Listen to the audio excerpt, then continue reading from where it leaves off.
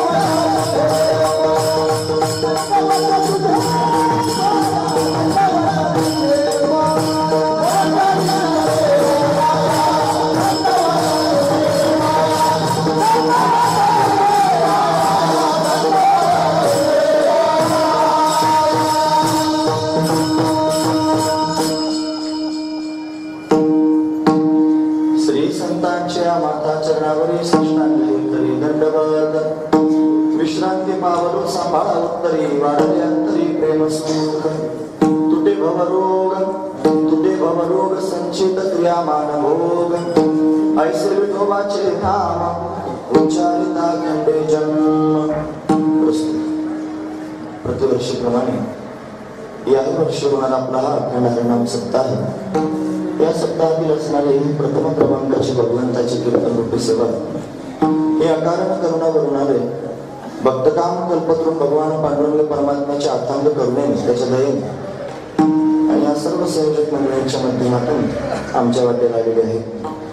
सेवेकरिता निवडलेला अभंग जगद्गुरु तुकोबरायांचा आहे आणि जगद्गुरु तुकोबरा या अभंगाच्या माध्यमातून भगवंताचं नाम किती श्रेष्ठ आहे, त्याचं काय सामर्थ्य आहे ते वर्णन करून सांगतात. काय सांगतात महाराज सांगतात, याच्यावर जीवमात्रांकडे जर आपण पाहू लागलो तर हे सर्वच मंडळी भवबंधनात अडकलेली आहे आणि हे भवरूपी बंधनच आहे जे अनादी कालापासून जीवाच्या मागे लागले. ते काही केलं सुटत नाही. कितीतरी जन्म होऊन गेले, कितीतरी वेळेला जन्माला यावं लागलं, कितीतरी वेळेला मरावं लागलं. आजपर्यंत सगळे लोक सगळं झाले, फक्त जे झाले नाही त्याचं नाव आहे मुक्त. आणि कशातून मुक्त झाले नाही तर भवबंधनातून मुक्त झाले आणि भवबंधन सुटलंच नाही. आणि भवबंधन सुटलं नाही म्हणून अजून पुढे सुद्धा अवगमनाची परंपरा सुरूच आहे. मग हे जे भवबंधन आहे सुटलं पाहिजे, संपलं पाहिजे आणि या भवबंधनातून सुटून त्यांनी खऱ्या अर्थाने भगवत स्वरूपामध्ये स्थिर झालं पाहिजे. हे जर व्हायचं असेल तर काय केलं पाहिजे? मला सांगतात हे भवबंधन तुटेल, ते त्यांनी तुटण्याकरिता सगळे कर्म संपून जावे लागतील. त्या कर्मांचा शेवट व्हावा लागेल, संचित कर्म जळून जावं लागेल, क्रियामान कर्म वर्जित बीजण्यानं त्यांनी अंगाला लागूच नाही अशी स्थिती निर्माण व्हावी लागेल आणि भोग संपून जावा लागेल. या सगळ्या गोष्टी व्हाव्या लागतील. पण होईल कशाने? हे जर त्यांनी महाराज व्हायचं असेल तर याला एकमेव साधन आहे भगवंताचं नामचिंतन. त्या नामचिंतनाच्या प्रभावाने या सगळ्या गोष्टी होतील. काय काय होतील? महाराज म्हणतात तुटे भवरोग, या नामचिंतनाने भवरोग तुटून जाईल. अजून काय होईल? संचित क्रियामान भोग, संचित क्रियामान आणि प्रारब्धाचा भोग सुद्धा संपून जाईल भगवंताच्या नामाने. असं समर्थ आहे भगवंताचं नाम, ऐसे विठोबाचे नाम. याचा उच्चार जरी आपण केला तरी जन्ममरणाची परंपरा खंडित होऊन जाते. उच्चारिता खंडे जन्म, हे सामर्थ्य आहे भगवंताच्या नामाचं. हे नाम जर आपण मुखात घेतलं तर या जन्ममरणाला कारण, या कर्माला कारण जर काय असेल, हे जे त्यांनी भोग आपल्याला समोर त्यांनी येत आहेत, संचित क्रियामान प्रारब्ध, या सगळ्या भोगांना काय कारण आहे? आपलं कर्मच कारण आहे. पाप आणि पुण्य.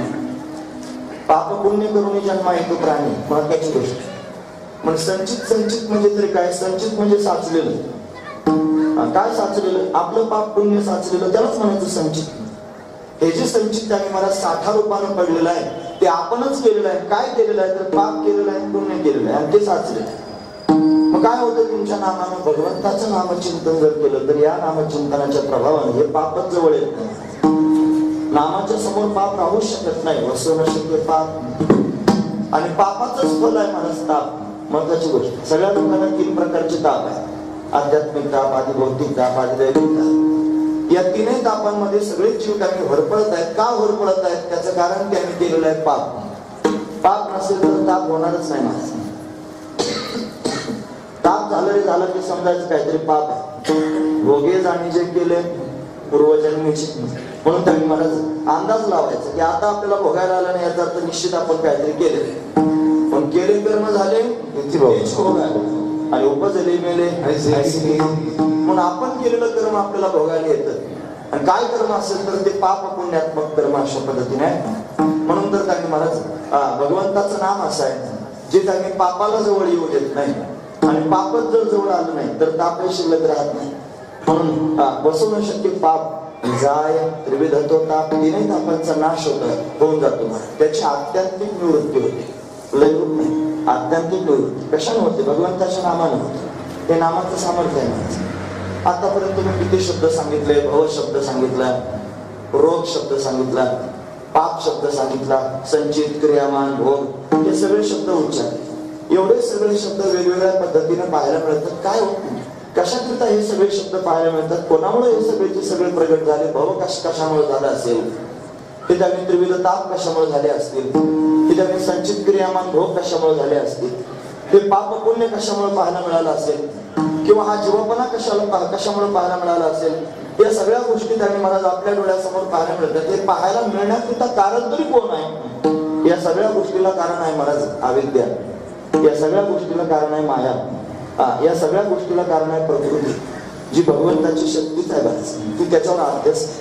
वास्तविक पाहतात ती आणि तो दोन नाही, एकच आहे. ब्रह्म तीच माया, माया तीच ब्रह्म, ब्रह्म तीच माया. अंग आणि छाया जया करून काय तोडिता न तुटे सारिता निराळी, लोटांगण तळे हरपत. पण अशी तिचं स्वरूप आहे महाराज त्या मायेचं. ती माया भगवंताच्या ठिकाणी प्रतीला आली, आणि ती माया प्रतीला आली म्हणून भव प्रतीला आली. ती माया प्रतीला आली म्हणून संचित क्रियामान भोग प्रतीला आली. ती माया प्रतीला आली म्हणून जन्म मरणाची परंपरा प्रतीला आली. ती माया प्रतीला आली म्हणून पाप पुण्य प्रतीला आली. ती माया प्रतीला आली आणि म्हणून त्रिविध ताप प्रतीला आली. या सगळ्या गोष्टी त्यांनी महाराज प्रतीला येण्याकरिता कारणीभूत जर कोण असेल तर भगवंताची माया. म्हणून भगवान स्वतःच तिचं वर्णन करतो, कोण करून कौतुक करून सांगतो, दैवी हे श्याम गुणमयी मम माया दुरत्यय मामे वय प्रपद्यन्ते माया मेतांतरन्ते. दैवी आहे, दिव्य आहे, हे श्याम गुणमयी, ही गुणमयी आहे, त्रिगुणात्मक असणारी ही माया आहे. आणि ही त्यांनी अशी आहे जी त्यांनी मला संपूर्ण विश्वाला प्रसवणारी आहे. तिनं जे संपूर्ण विश्व प्रसवलंय, महत्वाची गोष्ट आहे. सत्ता भगवंताची आहे, पण त्याने परिणाम तिच्यात आहे. परमात्म्यात परिणाम नाही माझा. परमात्मा त्याच्या जागेवर स्थिर आहे, त्याच्या मस्तीमध्ये मस्त आहे. मग हे जगत झालं कसं काय, दिसतं कसं काय, हा एवढा सगळा परिणाम दिसतो कसं काय दिसला, हा तिचा परिणाम आहे. कारण परिवर्तन हा तिचा स्वभाव आहे आणि परमात्म्याचा स्वभाव आहे सदैव अपरिवर्तनशील आहे. पण परमात्मा अपरिवर्तनशील आहे आणि प्रकृती परिवर्तनशील आहे. हा दोघांचा स्वभाव जाणून घेण्यासारखाच आहे. म्हणून ती माया प्रतीला आली म्हणून संपूर्ण द्वैत प्रतीला आलं. हा द्वैतात्मक प्रपंच प्रतीला आला, हा संपूर्ण संसार प्रतीला आला. पण ती आहे म्हणून हे सगळं आपल्याला बघायला मिळतंय. हा जो भवरोग आपल्या सर्वांच्या मागे लागलेला आहे, याला एकमेव कारण ती मायाच आहे. मग काय होतं?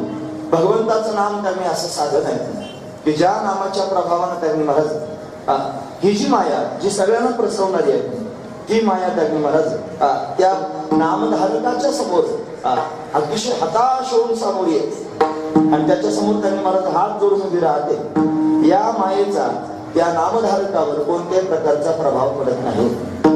प्रभाव पडत नाही म्हणजे काय? त्याच्या दृष्टीने ती बाधित होऊन जाते. बाध होतं म्हणजे काय होतं? गुरुजी वर्णन करून सांगायचे. गुरुजी म्हणजे वैकुंठवासी रंगणात महाराज परभणी.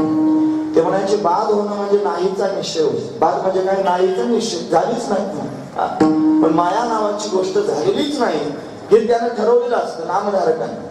कसं काय नाम घेतल्यावर कसं काय ठरवता येईल? अहो, नामानं त्याला ज्ञान होतं. नाम हेच ज्ञानापर्यंत घेऊन जातं आणि ज्ञानाच्या माध्यमातून मायाच नाही हे त्याला कळतं. तिच्या नावातच तिचा अर्थ दडलेला आहे. गुरुजी वर्णन करून सांगायचे. ते म्हणजे माया, मा म्हणजे नाही आणि या म्हणजे जी नाही तिचंच नाव आहे माया. जी नाहीच मुळात अविद्या. अविद्या म्हणजे काय? म्हणजे नाही. विद्या म्हणजे विद्यमान.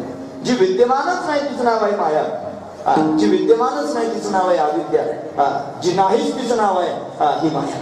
म्हणून त्या नामधारकाला नामाच्या प्रभावानं ज्ञानापर्यंत जाता येतं आणि ज्ञानानं त्यांनी अबाधित अर्थाला त्यांनी अशा पद्धतीने विषय करतो. ज्ञान ज्ञान म्हणजे काय?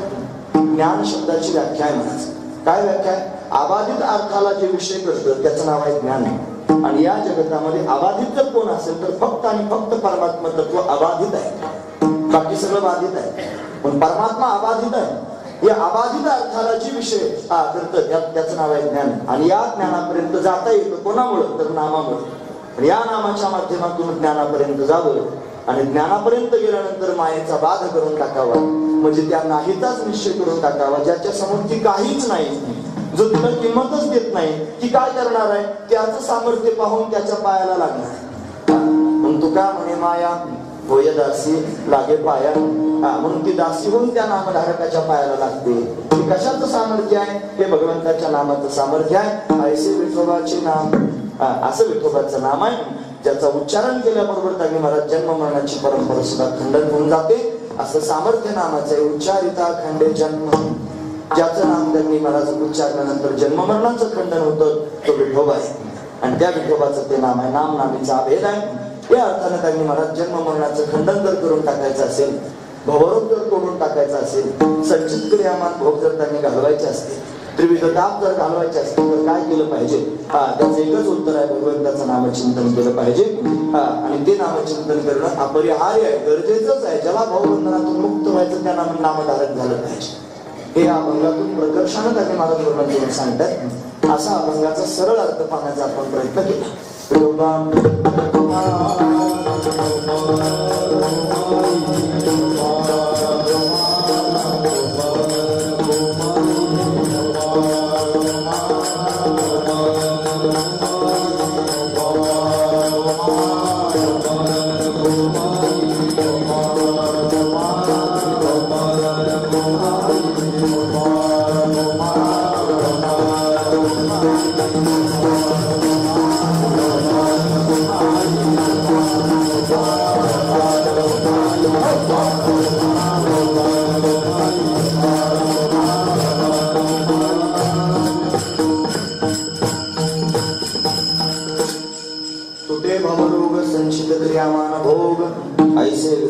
नाम उच्चारिता खंडे जन्म प्रस्तुत. प्रतिवर्षी मोठ्या आनंदाने आपण हा अखंड हरिनाम सप्ताह या ठिकाणी संपन्न करतो. मोठ्या मोठ्या दिव्य महापुरुषांच्या पदस्पर्शाने पावन झालेली ही खारेश्वराची भूमी आहे. अतिशय भव्य दिव्य असणार हे आपलं मंदिराचं काम त्यांनी पूर्णतेच्या दिशेने जात आहे. चांगलं वाटलं. मागच्या वेळेला खाली त्यांनी होता सप्ताहाचा त्यांनी कार्यक्रम, जरा खोल वाटत होतं.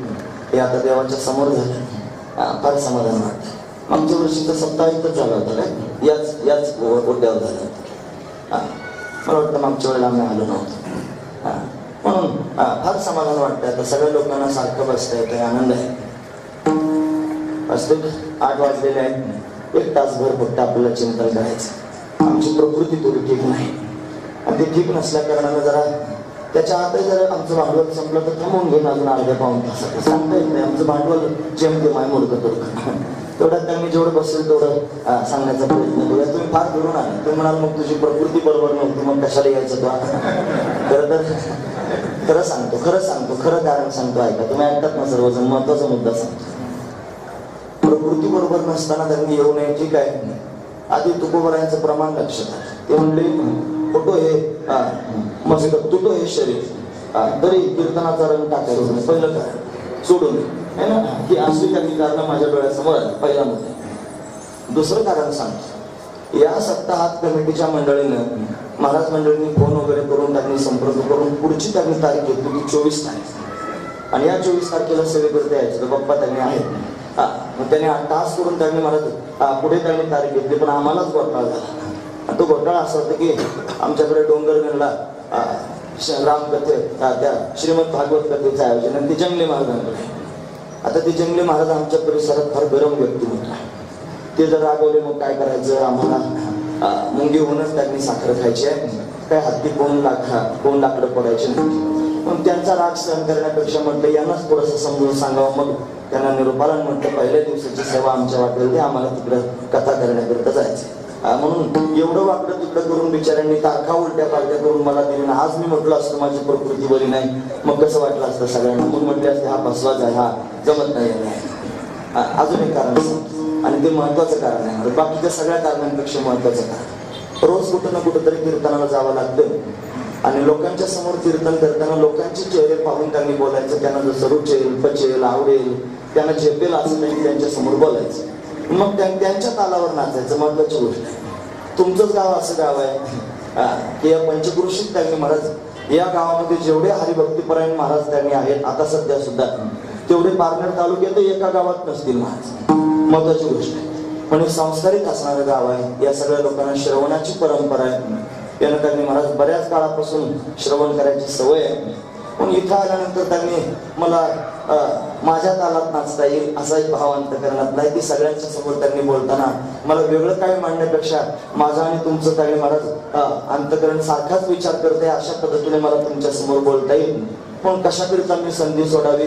आणि कोणी उद्याचा दिवस पाहिलाय महाराज, आजचा जो आहे आपल्या हातात तो कशाला गमवायचा, कालचा तर हातात राहिला नाही. आणि उद्या मी पाहिल की नाही मला माहित नाही. मग आमचं त्यांनी महाराजची सेवा सोडून द्यायची, घरात बसून राहायचं, कुठे बिघडलं मी कुठं लगेच अंतरुणाला खेळलेलं आहे असू द्या. म्हणून थोडी प्रकृती जरी खराब असली तरी तासभर चिंतन करायला काहीच हरकत नाही. पण तुम्ही मोठ्या मनानं श्रवण करता, परिहार द्यायचा तेवढा देऊन झाला. आता आपण अभंगाकडे निवडले. हरी विठोबा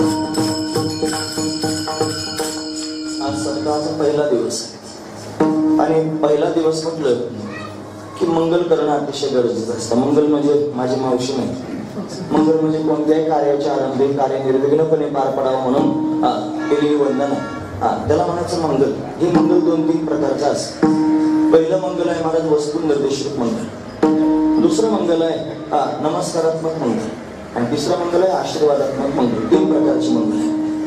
वस्तू निर्देशित मंगल म्हणजे काय? परमात्म्याच्या सगुण किंवा निर्गुण स्वरूपाचं केलेलं वर्णन, याला म्हणायचं वस्तू निर्देशित मंगल. नमस्कारात्मक मंगल म्हणजे काय? आपलं कार्य निर्विघ्नपणे पार पडावं म्हणून कनिष्ठांनी श्रेष्ठांना केलेला नमस्कार, त्याला नमस्कारात्मक मंगल म्हणायचं. तिसरं मंगल आहे त्यांनी आशीर्वादात्मक मंगल, तुमचं कार्य निर्विघ्नपणे पार पडो असा श्रेष्ठांनी कनिष्ठांना दिलेला आशीर्वाद, याला म्हणायचं आशीर्वादात्मक मंगल. ही 3 मंगल शास्त्रात त्यांनी वर्णन करून सांगितले. माऊली ज्ञानोबांचे अनेक ग्रंथ प्रसिद्ध आहेत. त्या ग्रंथांमध्ये त्यांनी 3 ग्रंथ सर्वांना ज्ञात आहेत. त्याच्यामध्ये भावार्थ दीपिका म्हणजे ज्ञानेश्वरी, नंबर 2 अमृतानुभव, आणि नंबर 3 चांगली पासष्ट. हे 3 ग्रंथ. हे 3 ग्रंथ माऊली ज्ञानोबांनी 3 लोकांकरता केले. ज्ञानेश्वरी ज्ञानोबांनी सांगितली आणि ती साधकांकरता सांगितली. नंबर 2 अमृतानुभव त्यांनी ज्ञानोबांनी लिहिला, स्वतःच्या हाताने प्रकरण लिहिली ब्राह्मणी गावामध्ये. ज्यावेळेला नेवासा क्षेत्रातून निघाले, भक्तिबाबांनी फार सुंदर त्याचं ब्रह्मचिंतन वर्णन केले. म्हणून निघाले आणि ब्राह्मणी गावापर्यंत नेवासातून निघून ब्राह्मणात आले. आणि रस्त्यानं चालताना गुरुजींनी निवृत्तीनाथ दादांनी विचारलं, म्हणजे ज्ञाना, सगळ्या जगाच्या उद्धाराकरिता ज्ञानेश्वरी सांगितलीच गोष्ट खरी आहे, पण तुझा स्वतःचा अनुभव मला सांगितला नाही, तेवढा अनुभव सांग ना. अरे गुरुजी मला अनुभव विचारतात आणि त्यांच्या समोर अनुभव वर्णन करून सांगायचं काय सांगायचं. पण मनात विचार करत राहिले, गुरुजींना अनुभव सांगायचा, गुरुजींना अनुभव सांगायचा. आणि ब्राह्मणी गावात तिथं आल्यानंतर तिथून जवळ आहे महाराज प्रवारा संगम. पण निवृत्ती दादांना असं वाटलं की आपण प्रवारा संगमाला स्नानाला जावं. त्यांनी सांगितलं, पहा तुम्ही इथेच थांबा, ब्राह्मणीमध्ये मी जरा स्नानाला जाऊन. गुरुजी सांगायचे बरं हे प्रसंग. म्हणजे अमृतानुभव सांगताना गुरुजी हे सांगायचे. गुरुजी अमृतानुभवाची पाठ घ्यायची मुरलीधर मंत्र, आणि त्यावेळेला सगळ्या लोकांच्या समोर हे सांगायचे. मग निवृत्तीनाथ दादा त्यांनी स्नान करण्याकरिता गेले आणि त्यांना परत येईपर्यंत 10 दिवस लागले. आणि या 10 दिवसांमध्ये माऊली ज्ञानोबांनी 10 प्रकरणं लिहून काढली. आणि ती 10 प्रकरणं म्हणजे अमृतानुभव आहे, हा सिद्धानुवाद आहे, सिद्ध पुरुषांचा असणारा अनुभव. आणि याच्यानंतर तिसरा ग्रंथ माऊली ज्ञानोबांचा चांगदेव 65. सगळ्यांना ज्ञात आहे. 1400 वर्ष ज्यांना जीवन प्राप्त झालं, जे त्यांनी इंद्राचे भाऊ आहेत महाराज, मरुद्गणाचा अवतार आहे. आणि असे असणारे चांगदेव महाराज, आणि त्यांनी उपदेश करण्याकरिता किंवा मित्र संवाद म्हणून म्हणा, माऊली ज्ञानोबांनी 65 ओव्या त्यांच्याकरिता लिहून पाठवल्या. ही चांगदेव 65 म्हणजे योगी पुरुषांकरिता. ज्ञानेश्वरी सांगितली साधकांकरिता, अमृतानुभव झाला सिद्धानुवाद, आणि चांगदेव 65 म्हणजे त्यांनी महाराज योगी पुरुषांना असणारा उपदेश. हे 3 ग्रंथ. त्या 3 ग्रंथांमध्ये माऊली ज्ञानोबांनी 3 प्रकारचं मंगल केलं महाराज. ज्ञानेश्वरीमध्ये माऊली ज्ञानोबांनी वस्तू निर्देशित मंगल केलं. ओम नमो शाद्याम वेद प्रतिपाद्याम जय जय स्वसंवेद्या आत्मरूपा. ओम नमोची आज्ञा, त्या परमात्मा स्वरूपाला ओम म्हणून त्यांनी म्हणायला सुरुवात केली. नंतर दांडेकर मामांनी या ओळीवरती 6 महिने प्रवचन केले आणि या ओम शब्दावरच 6 महिने बोलत होते. केवढा मोठा अधिकार आणि केवढं चिंतन केलं असेल, त्याच्यात केवढा दूर असणारा भाव दडलेला. मग एका ओळीत जर एवढा भाव आहे तर अख्ख्या ज्ञानेश्वरीत किती असेल. हे ज्ञानेश्वरी काय अप्रतिम आहे, जो पाहिल त्याचं जीवन आनंदमय होऊन जाईल. सगळ्या लोकांना ज्ञानेश्वरी कळते असं नाही. एखाद्याला त्याच्यात प्रवेश झाला की दुसऱ्या हातात घ्यावंच वाटत नाही महाराज. असे काही महात्म्य ज्ञानेश्वरीने वेळ लावलं महाराज. जगातलं काही सुचू देत नाही, बाकीचं काही काम करीत नाही. आमच्या नगरच्या पुढे एक जेऊर नावाचं गाव आहे. आणि त्या जेऊरच्या पुढे सशिवाडी एक वाडी आहे, जेऊरची वाडी. आणि त्या सशिवाडीमध्ये भीमदादा म्हणून महात्मे आहेत महाराज. आणि जे डोंगरगणला, सिद्धीच्या डोंगरगणला त्यांनी ज्ञानेश्वरी वाचायची. एवढा छंद ज्ञानेश्वरीचा लागला. घरी फार चांगला आहे महाराज त्यांच्या, शेतीवाडी, 4 मुलं आहेत, सगळं बागायती आहे, सगळं आहे, पण ज्ञानेश्वरीने वेळ लागला आणि दुसरं काही सुचतच नाही, अशी अवस्था निर्माण झाली महाराज. आता सदैव ज्ञानेश्वरी जवळ असते, गुडघ्यापर्यंत धोतर असतं, फाटकं उपकरण तुम्ही पाहिलं असेल कदाचित त्याला भीमदादा. फटकन असं त्यांनी मागोट डोक्याला गुंडाळलेलं असतं, सदैव त्यांनी फिरत राहतात. देऊळ, आळंदीत, पंढरपुरात. घरी त्यांनी जायचं नावच टाकून. 1000 ज्ञानेश्वरी वाचणारे लोक पाहिले, पण अशी अवस्था सगळ्यांना प्राप्त झालेली पाहिली नाही. आणि सगळ्यांना ज्ञानेश्वरी कळत नाही. मला दोंडा महाराज सतत ज्ञानेश्वरी वाचायचे. एक त्यांचा पाहुणाच त्यांच्या घरी आला आणि आल्यानंतर ते ज्ञानेश्वरी वाचतच होते, वाचायला बसले होते. ते म्हणजे काय महाराज, प्रत्येक वेळेला आलं की तुम्ही ज्ञानेश्वरीच वाचत असता, दुसरं काही काम कर. मी पण वाचते म्हणलं ज्ञानेश्वरी, मला काय विशेष वाटलं नाही.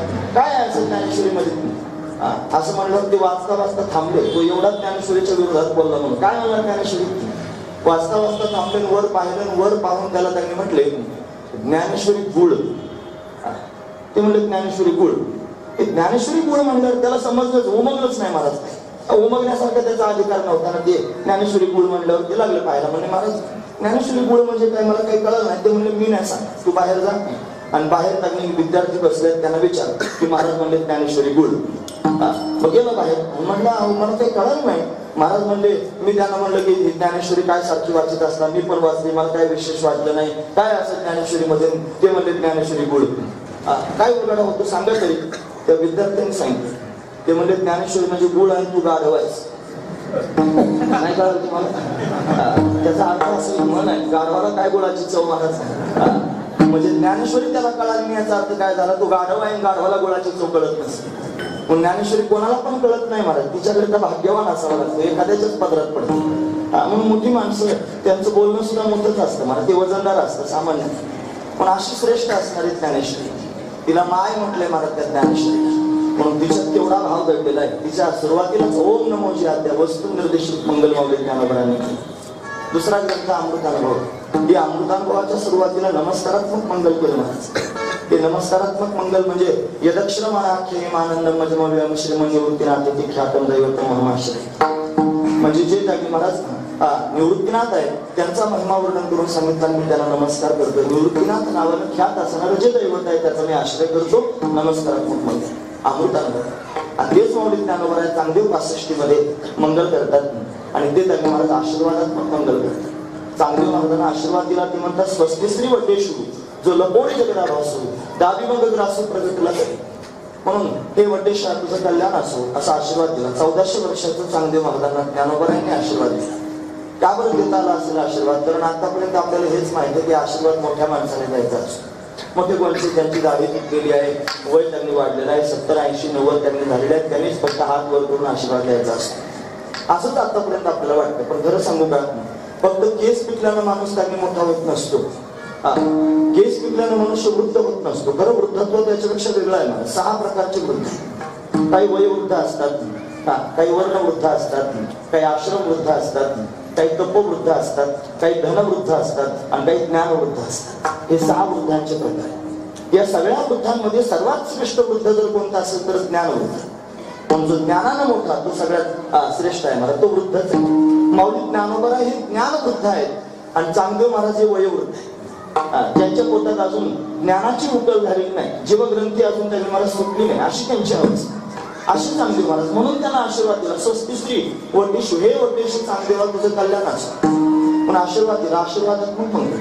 का सांगतो हे मंगल मी? ज्ञानोबांना 3 ग्रंथ त्यांनी महाराज प्रगट करताना 3 ग्रंथांच्या सुरुवातीला मंगल करावं असं वाटतं. हा श्रेष्ठांचा संप्रदाय नाही का? आता आपण सप्ताह सुरू केलेला आहे आणि या सप्ताहातला हा पहिलाच दिवस. मग पहिला दिवस म्हणजे सुरुवातीचा दिवस आहे की मग सुरुवातीला सुद्धा मंगल केलं पाहिजे. हे कार्य निर्विघ्नपणे पार पडण्याकरिता मंगल करणं हे त्यांनी महाराज पहिल्या दिवशीच्या कीर्तनकाराचं कर्तव्यच आहे. पण त्यांनी कर्तव्य म्हणून हे मंगल केलं पाहिजे. काय मंगल आहे, का बरं मंगल करायचं ते आपल्याला कळालं. श्रेष्ठांनी सुद्धा ते केलंय, कार्य निर्विघ्नपणे पार पडावं. मग त्यातलं काय एखादं त्यांनी सांगत नाही सोम नमोजी आद्या वगैरे वगैरे नमस्कारात्मक आशीर्वादात्मक हेच का बरं त्यांनी चिंतन मंगलाकरिता निवडलं? आता त्याचं कारण सांग. सगळ्या प्रकारचं मंगल त्यांनी पाहिलं जातं ना. पण या सगळ्या मंगलांमध्ये त्यांनी महाराज अतिशय मंगलमय पवित्र जर जगात काय असेल तर भगवंताचं नामच आहे. आपण विष्णू सहस्रनाम म्हणतो की पवित्राणाम पवित्रमेव मंगलानांचे मंगलम असं आपण म्हणतो.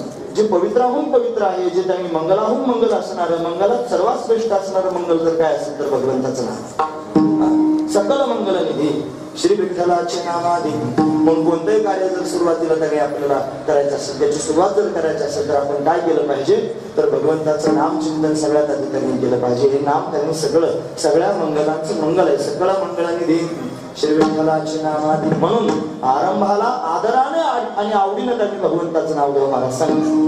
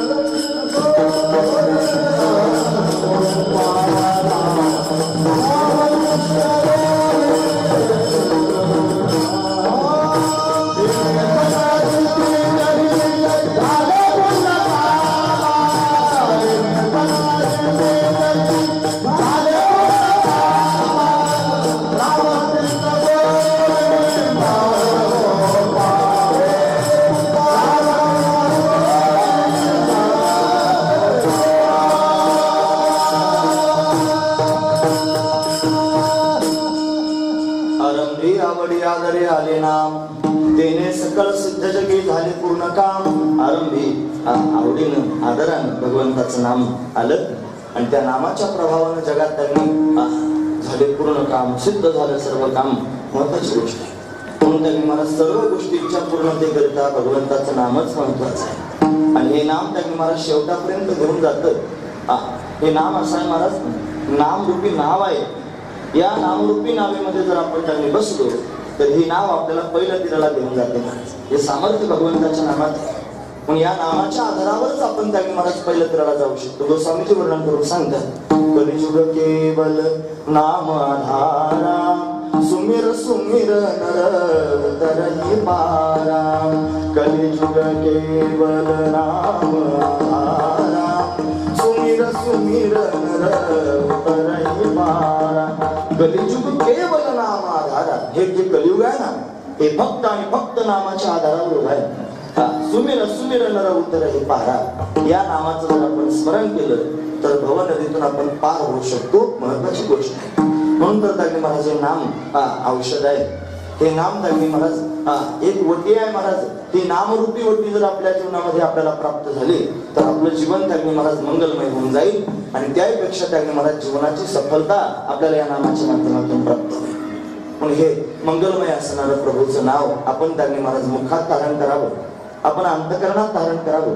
आणि हे नाम चिंतन करत असताना जो नामी आहे त्याचं त्यांनी अखंड स्मरण करत राहावं. नामस्मरण असं म्हणत असताना राम जर आपण म्हणत असलो तर त्या रामाचा असणारा जो राम नामाचा जो नामी आहे तो कोदंड पाणी असणारा राम आहे महाराज. ज्यानं हातात धनुष्य धारण केलेलं जो सरळ उभा आहे भक्तांकरिता करुणा ज्याच्या अंतकरणात साठवलेली आहे असा असणारा राम डोळ्यासमोर उभा राहावा. कृष्ण म्हणत असताना देवळाचरण उभा असणारा तो भगवान डोळ्यासमोर उभा राहावा. हरी म्हणत असताना तो श्रीहरी चतुर्भुज रूपाने डोळ्यासमोर दिसावा किंवा विटेवर उभा असणारा भगवान डोळ्यासमोर दिसावा. आणि म्हणून अशा पद्धतीने जर आपण त्याचं स्मरण केलं तर तो परमात्मा आपल्यावर कृपेचा वर्षाव करेल. आणि आपण त्यांनी म्हणत त्याच्या कृपेनं खऱ्या अर्थानं पूर्णतेला प्राप्त होऊ. काय पूर्णता प्राप्त करायची? आपल्या मूळ स्वरूपापर्यंत आपण जाऊ. आपल्या मूळ घरापर्यंत आपण जाऊ. आपण आपल्या घराला विसरलेलो आहोत. आपण आपल्या घराला सोडून त्यांनी महाराज भरकटलेलो आहोत. आपण आपल्या घरापासून स्वतःहून दूर झालेलो आहोत आणि दुसऱ्याच घराला आपण आपलं म्हणतो आहोत. नाही तेच आपण आपल्या डोक्यावर घेतलेलं आहे. आणि म्हणून तर त्यांनी महाराज खरं दूर झालेलं आहे. महाराज म्हणतात नाही तेच घेता शिरी होईल दुरी निज पण जे नाही ते आपण डोक्यावर घेतले. काय नाही ज्याला आपण आता सध्या माझं समजतो, मी समजतो ते आपलं काहीच नाही. आपलं त्याच्यापेक्षा वेगळंच आहे. आपण कशाला मी समजतो? आपण शरीराला मी समजतो. मी म्हणजे देह. आपण त्यावेळी महाराज बुद्धीच्या अंगाने जर पाहायचं ठरलं तर सूक्ष्म देहाला मी समजतो, स्थूल देहाला त्यांनी बाह्यांगाने काळा गोरा अमुक धमुक त्यांनी समजतो मी शरीर आहे.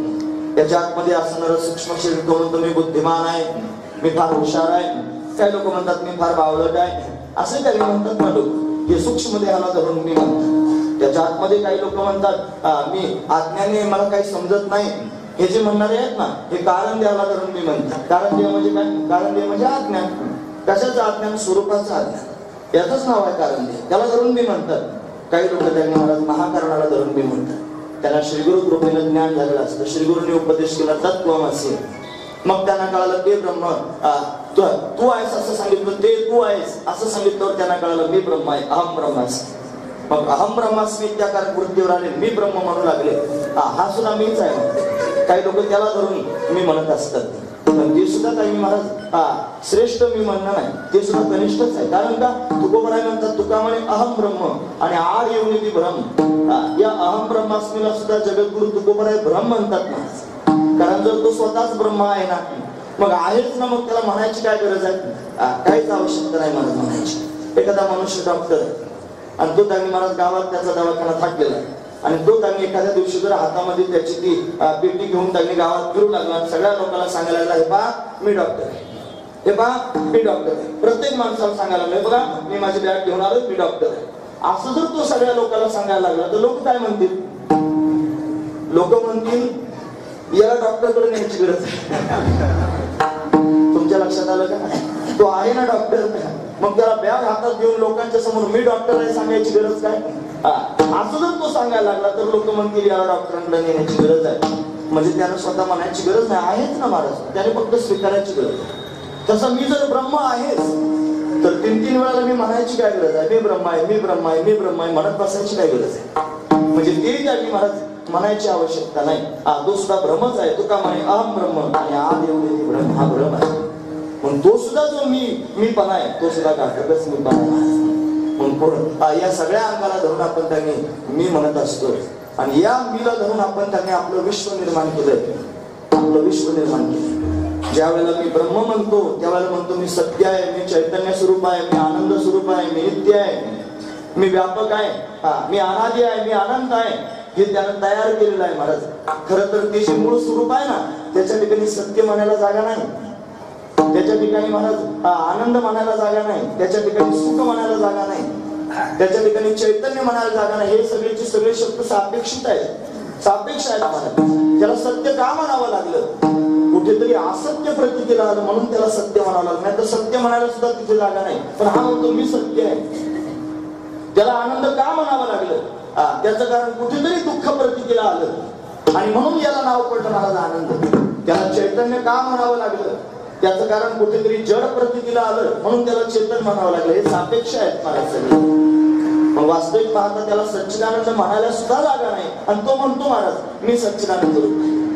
हे सच्चिदानंद रूप म्हणणं सुद्धा त्यानं तयार केलेलं दुकान आहे आणि हे दुकान जोपर्यंत आहे तोपर्यंत त्याला मोक्ष नाही, तोपर्यंत त्याला मुक्ती नाही.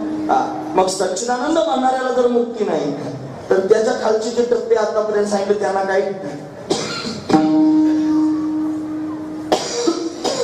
मला काहीच कळत नाही. अज्ञानाचं प्रतीक असणारा कारण देहाला धरून त्याने मी म्हणतो त्यानं दुकान तयार केलेलं आहे तो त्यातलाच. सूक्ष्म देहाला धरून मी बुद्धिमान, मी शहाणा, मी पंडित, विद्वान, ज्ञानी म्हणतो तो सुद्धा दुकानदारच आहे. तो त्याच्यातच अडकलेला आहे. आणि जो त्यांनी महाराज स्थूल देहाला धरून त्यांनी देह अहंकार धारण करून मी काळा गोरा उंच ठेंगणा म्हणतो तो सुद्धा दुकानदारच आहे. हे सगळेचे सगळे दुकानदारच आहेत महाराज. 40 कशाने त्यांनी अडकले असतील तर या सगळ्यांना अडकण्याचं कारण आहे मी फार घातक आहे महाराज. संसारातल्या लोकांच्या पोटामध्ये मी असेल याच्यात काय नवल आहे? याच्यात असणारच माणूस, कारण ते संसारीच आहे. ज्यांच्यावर ज्ञानाचा कोणत्या प्रकारचा प्रभाव नाही, ज्यांनी कधी ज्ञानार्जन करण्याचा विचारही केला नाही, ज्यांना ज्ञानार्जन कधी करावंच वाटलं ते करणार आहे, त्यांच्याकडून अपेक्षाच नाही. पण जे ज्ञानार्जन करण्याची त्या उद्युत आहेत, जे ज्ञान प्राप्ती करता निघालेले आहेत आणि त्या पारमार्थिक लोकांजवळ मी दिसतो. मी तर सांगू का ज्ञान म्हणजे काय? ज्ञान कशाकरिता असतं? ज्ञान हे असं शस्त्र आहे जे शस्त्र काही महाराज मीला घालवणार. पण या ज्ञानरूपी शस्त्राचा उपयोग केल्यानंतर, ते हातात धारण केल्यानंतर आता लोकांना मी वाढायला लागला. मी ज्ञानी, मी विद्वान, मी पंडित, मी मोठा अमुक. हे त्यांनी म्हणाला. मोठ्या ज्ञानी लोकांची गप्पा ऐकल्या मला. मोठे आपलं शांत बसून राहून ऐकलं मी. ते म्हणजे काय समजतो स्वतःला? त्याच्याकडे काय माझ्या इतकी लोकेशन आहे काय? त्याच्याकडे काय माझ्या इतकं नाव आहे का? त्याच्याकडे काय माझ्या इतकी विद्वत्ता आहे का? त्याला म्हणा सांग ही प्रक्रिया तुला जर त्यांनी सोडवता आली तर, त्याने जर ही प्रक्रिया सोडून दाखवली तर आधी मिशी कापून देईन. जे चित्सुकी सांगतात.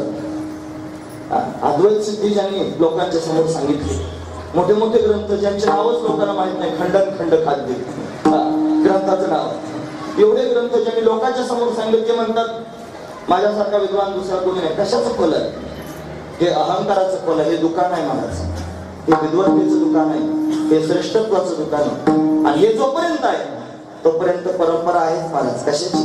तुम्हाला काय वाटतं हे मेल्यानंतर काय होईल? सद्गतीला जाईल, तो मोक्ष स्वरूपाला जाईल. अरे मोक्ष मेल्यावर नसतोच मुळात. मोक्ष हा जिवंतपणेच असतो. याची देही याची डोळा बघू मुक्तीचा सोहळा, जिवंतपणेच मोक्ष मिळतो. मोक्षाचा अनुभव इथंच आहे ना. आणि अजून जर आला नसला तर आपलं सावरून घेतलं पाहिजे की अजून नाही. आणि जिवंतपणे भेटतो. साधू संत वर्णन करून सांगतात अजून काय मला भेटला नाही. प्रयत्नशील असलं पाहिजे महत्वाची गोष्ट. पण या लोकांना जर एवढा अभिमान आहे, हे स्वतःला विद्वान म्हणतात म्हणजे स्वतःला ब्रह्म समजत नाही. हे स्वतःला ज्ञानी म्हणतात याचा अर्थ स्वतःला ब्रह्म समजत नाही. हे स्वतःला ज्ञानी महाराज पंडित म्हणतात म्हणजे स्वतःला ब्रह्म समजत नाही. हे स्वतःला हे समजतात. आणि हे समजणं म्हणजे त्यांनी महाराज स्वरूपाची प्राप्ती झालेली नाही. आणि जोपर्यंत स्वरूपाची प्राप्ती होत नाही तोपर्यंत जन्म मरणाची परंपरा संपत नाही. ही जन्म मरणाची परंपराच त्यांनी महाराज या मी मुळे आपल्या मागे लागली. आणि हा मी जर कशामुळे आला असेल तर हा मी अज्ञानामुळे आले, स्वरूपाच्या अज्ञानामुळे हा मी आलेला आहे. म्हणून तो किती विद्वत्तापूर्ण भाषण लोकांच्या समोर करत असला आणि किती संसारात त्यांनी सांसारिक माणूस बोलत असला, दोघे सारखेच आहेत महाराज. लोकांजवळ जे आहे त्याचं नाव आहे अहम.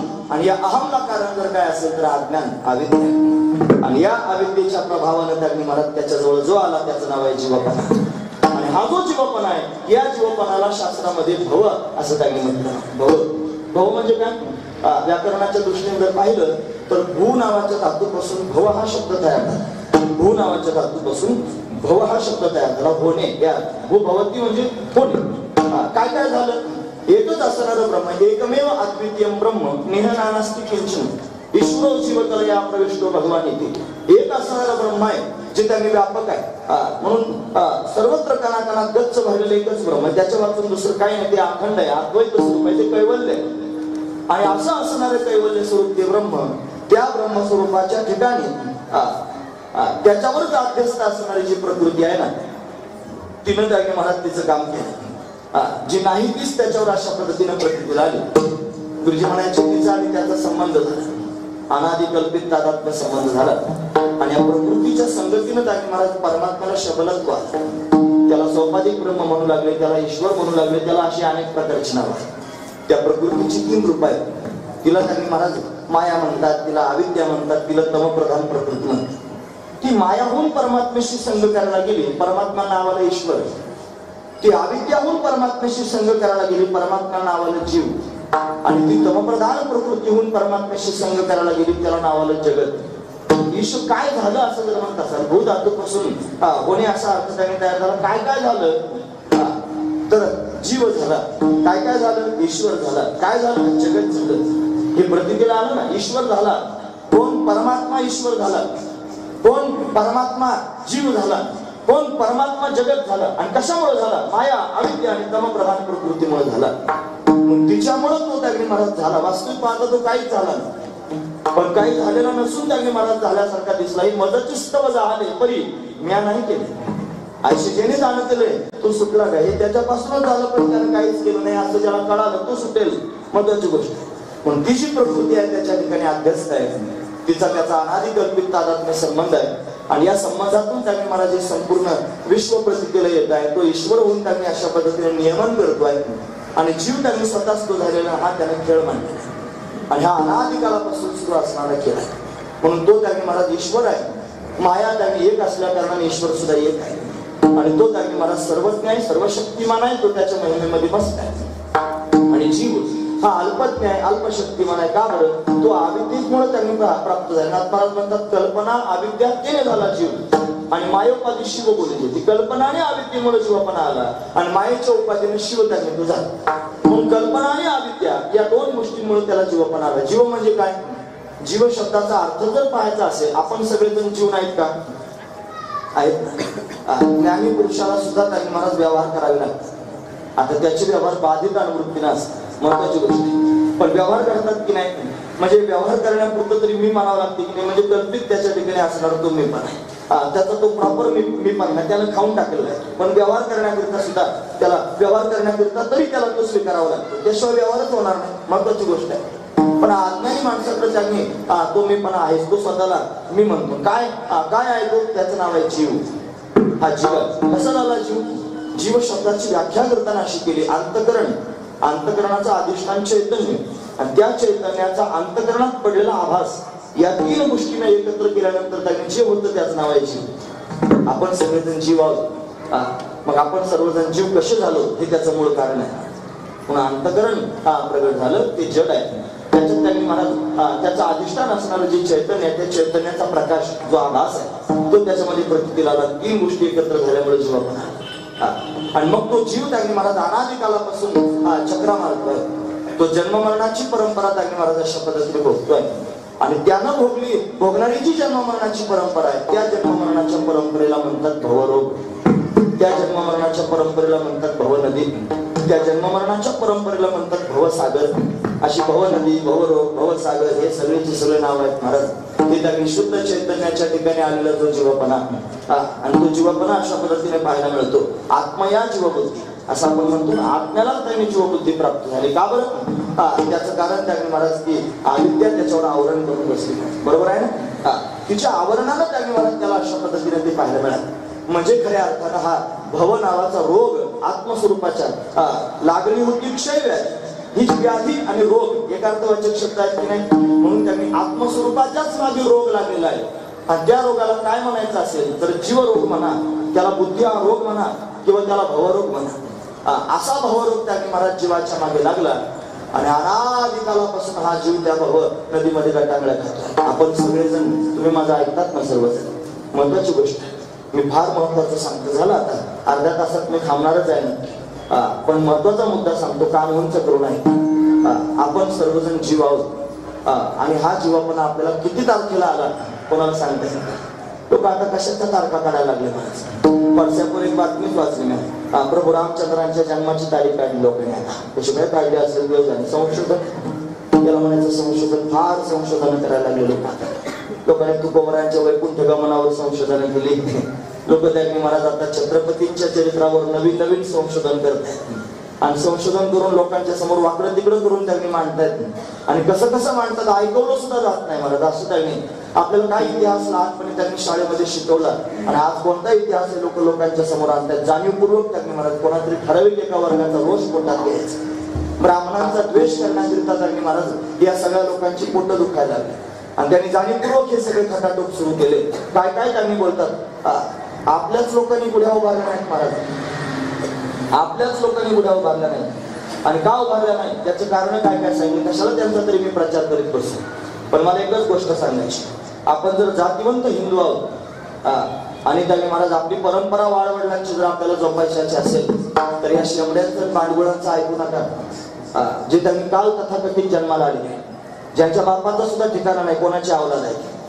महत्वाची गोष्ट आहे. माझं बोलणं वाईट वाटतं असं वाटू करतो, पण महत्वाचं बोलतो आणि हेच त्यांनी सगळ्यांनी बोललं पाहिजे. काय करतात ब्राह्मण, ब्राह्मणांच्या विरोधात त्यांनी कारस्थान करण्याकरिता धर्मच बुडवायचा होय, धर्माची संस्कृती बुडवायची होय. पण कशाकरिता हा विरोध त्यांनी सहन करायचा आणि आपण तरी का सहन करायचं? लोकांनी कुशाल झेंडे लावले. अरे पताक लावण्याचा अधिकार तर सगळ्यांनाच आहे. आपण हिंदू आहोत आणि वर्षभर आपल्या घरावर पताक फडकली पाहिजे महाराज. आपल्या घरावर आपण पताक फडकवायची, आपल्या धर्माचा प्रचार करायचा, म्हणजे दुसऱ्या कोण्या धर्माला कमी लेखायचं नाही. सगळेजण ज्याच्या त्याच्या जागेवर स्थिर आहेत आणि श्रेष्ठ आहेत महाराज. आपल्याला कोणी अधिकार दिला नाही दुसऱ्याच्या धर्माला नाव ठेवायचं. पण जन्मात दुसऱ्याच्या धर्माला मी नाव ठेवणार नाही, पण माझा धर्म सांगण्याचा मला अधिकार आहे ना. मी कंबर बांधून छाती ठोकपणे 1000 लोकांच्या समोर माझा धर्म सांगू शकतो ना, आणि मी सांगितला पाहिजे. हा धर्म सांगणाऱ्यांनी जर सांगितला नाही तर बाकीचे लोक काय करतील महाराज? लोकांनी खुशाल गुढ्यावर की म्हणे पालथा तांब्या घालायचा आणि अमुक व्हायचं आणि ते अपशकुन आहे फलाना दिसताना सगळं सांगायला लागले. आता त्यांना वाटायला लागलं अपशकुन आहे. पालथा तांब्या घालणं म्हणजे अपशकुन आहे, तो त्यांनी पालथा घालणं अपवित्र आहे, अमंगल आहे असं लागले महाराज सांगायचं. मग तुझ्या बापानं आजपर्यंत गुढी उभारली होती त्याला अमंगल कळालं म्हणे. त्याचं कारण सांगितलं. भाल्याच्या टोकावरच्या संभाजी राजांचं मस्तक त्यांनी घेतलं, औरंग्याने सगळ्या गावात त्यांनी फिरवलं. मग ते लोकांनी ते गुढी म्हणून त्यांनी पाहिलं, तशाच गुढ्या उभारायला लावल्या. मग त्याला ते लुगडं त्याच्यावर घातलं. ते लुगडं घालणं काय योग्यच आहे का? ज्ञानेश्वरी ते ओव्या शोधून काढल्या महाराज. 4 वाजेपर्यंत जागे, हे साक्षीदार आहे. 4 वाजेपर्यंत जागा राहून पहाटे शोधून 18व्या अध्यायातल्या 33व्या श्लोकावरच्या 39 आणि 40 क्रमांकाच्या 2 ओव्या शोधूनच त्याचा अर्थच लिहून सगळ्यांना पाठवला महाराज. ते म्हणतात आधो तो गुढिया काढी. ज्ञानोबा म्हणतात आधो तो गुढिया काढी. पुढे काय अशा 2 ओव्या आहेत आणि त्या ओव्यात त्यांनी महाराज त्याच्या स्पष्ट रीतीने ज्ञानोबाने सांगितले आध आणि ऊर्ध्व या 2 गोष्टी. आपल्या पाठीचा कणा आहे की नाही, या पाठीच्या कण्यामध्ये त्यांनी काही चक्र आहेत महाराज. मूलाधार चक्र, स्वादिष्ठान चक्र, मणिपूर चक्र, अनाहत चक्र, विशुद्ध चक्र, आज्ञा चक्र, हे जे चक्र आहेत ना पाठीच्या कण्यात आहे. पाठीचा कणा म्हणजेच बांबू, वेळू, आणि त्याला असणाऱ्या गाठी, वेळूला असणाऱ्या गाठी म्हणजे चक्र. बरोबर आहे की नाही? आता दाखव आता ही जी गाठी आहे की नाही, या गाठीमध्ये समजा इथे हा बांबू आहे, मध्ये अशा गाठी, या बांबूला त्यांनी महाराज असणाऱ्या गाठी म्हणजे ते चक्र आहे. आणि या सगळ्या चक्रांच्या टोकाला एक चक्र आहे, त्याचं नाव आहे सहस्रदल कमल. आणि व्यापक असणारं सगळ्यात मोठं चक्र आहे. हे चक्र त्यांनी महाराज खालून वरपर्यंत आहे. त्याच्यावर त्यांनी महाराज ते चक्र अशा पद्धतीने वरतून गुढी घातल्यासारखं म्हणजे त्या सहस्रदल कमलाला त्यांनी अशा पद्धतीनं माऊली ज्ञानोबा आहे तो कलश म्हणतो आणि त्या मेरुदंडाला ज्ञानोबा आहे वेळू म्हणतो आणि त्याच्यामध्ये असणाऱ्या ज्या गाठी आहेत त्याला ज्ञानोबा यांनी षडचक्र म्हणतो.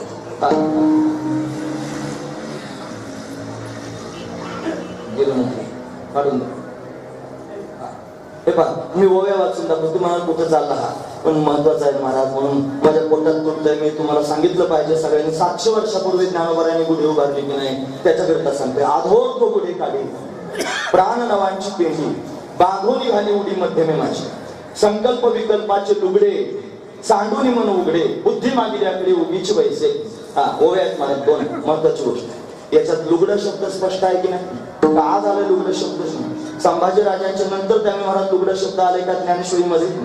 700 वर्षापूर्वी आहे ना, म्हणजे गुढीवर 700 वर्षापूर्वी लुगडं लावलं जात होतं. त्याचं कारण गुढी स्त्रीलिंगी आहे, गुढी पवित्र आहे, गुढी श्रेष्ठ आहे. तिला आपण त्यांनी वंदन पूजन करतो. मग ही जर गुढी आहे ती जर स्त्रीलिंगी आहे तर तिला साडी चोळी द्यायला नको का? तिच्यावर लुगडं घालणं म्हणजे तिची पूजा करून तिला साडी चोळी देणं हा महत्वाचा विचार. आणि कलश हा पालथा घातल्यावर अमंगल असतो. कोण म्हटलं? कलशच आहे. तो पालथा होताना कसा घेणं असू दे. अजून त्यांनी महत्वाचा मुद्दा सांगतो. आपल्या मंदिरावर कलश नाही का? तो तांब्यासारखा पालथा नाही का?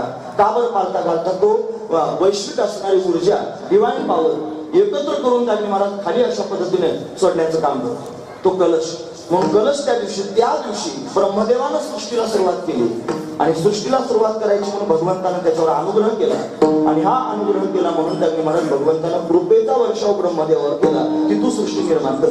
मग देवाच्या अनुग्रहानं सृष्टी निर्माण केली. भगवान स्वतःच म्हणतो तो म्हणतो ज्ञानम परम गुह्यम यद विज्ञान समन्वितम सरहस्यम तदंगंच गृहान गदितम मया यावानहम यथा भावो यद्रूप गुणकर्मणा तथैव तत्व विज्ञानम अस्तु ते मद अनुग्रहात. माझ्या अनुग्रहानं तुला ते प्राप्त होईल. पण माझ्या अनुग्रहानं जर तुला हे त्यांनी प्राप्त होणार आहे. भगवान ब्रह्मदेवावर अनुग्रह करतो आणि त्याचा अनुग्रह ब्रह्मदेवाला ज्यावेळेस प्राप्त होतो तो वरून त्यांनी अशा पद्धतीने त्याच्यामध्ये समाविष्ट होतो. पण जो कलश आहे ना तो त्यांनी मला दिव्य शक्ती खेचून घेणार आहे म्हणून कलश त्याच्यावर पालथा करायचा. पुढच्या वर्षी तरी लोकांनी अशाच गुढ्या उभाराव्यात म्हणून अट्टहासाने तुमच्या समोर सांगतोय. संशोधन करायला लागले लोक आता म्हणून त्यांचं संशोधन ऐकू नका. ज्ञानोबरायांचं ऐका. त्यांचं कोणाचंच काय ऐकू नका.